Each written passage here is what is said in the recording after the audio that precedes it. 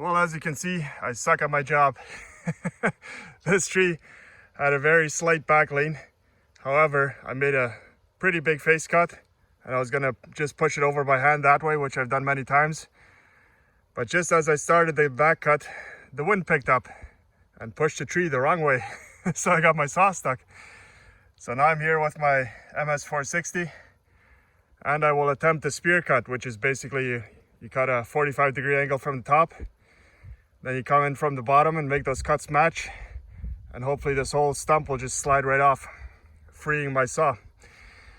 So this is not a case of Husqvarna being worse than the steel. This is just a case of me being stupid.